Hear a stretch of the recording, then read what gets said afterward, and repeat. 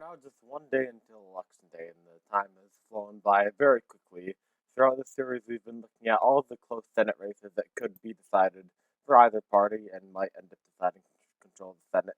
And the last one that is going to be a close race is in North Carolina, where Richard Burr, current Republican senator, is retiring and not seeking re-election.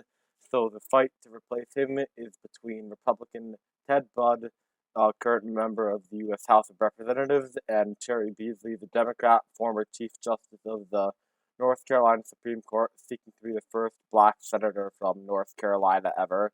Right now, Budd has opened up a lead above the margin of error in the polls, just under 4 points, which is a pretty hefty lead in the coming days, and going with the national upward trends of Republican, this increase for Budd's numbers makes sense.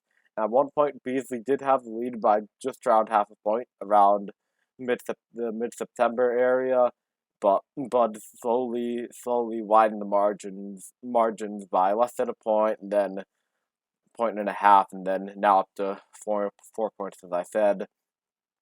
All recent polls have Bud winning by either a lot or a little, most of them by over 5 points. You got Bud +6, +5, +7, but a few of them do only show him by +1 even and another +1. So this race certainly isn't decided, but it is going to be an uphill battle for Cheri Beasley.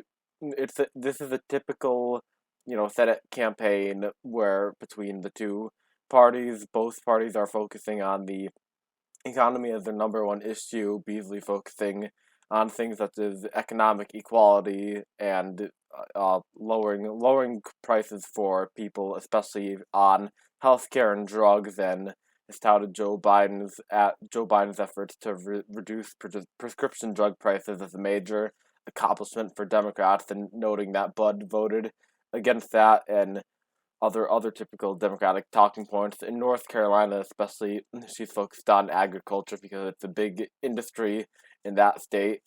But it has been voted against certifying the 2020 election, so she has also been capitalizing on calling him an election denier, which is more work to convince some people that he is more extreme, and it will certainly take away from Bud's standing with some moderate voters. But in a state that usually is purplish but ends up leaning red, last two presidential elections, the Democratic nominee has been projected to have a fairly good chance of winning, but Trump has carried him both times. They do have Democratic Governor Roy Cooper and Republican Senator Tom Tillis.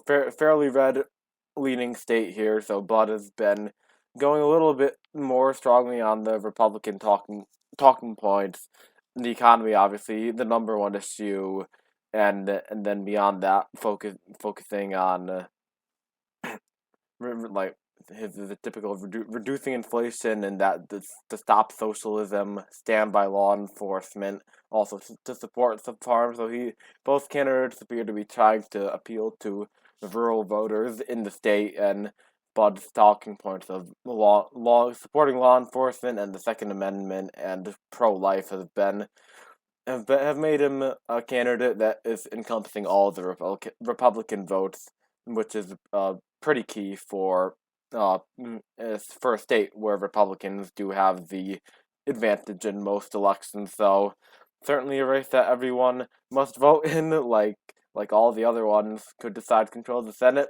Bud will likely win, but Beasley still has a chance, and it's certainly worth noting and worth discussing about. And if you live in North Carolina, definitely worth voting in.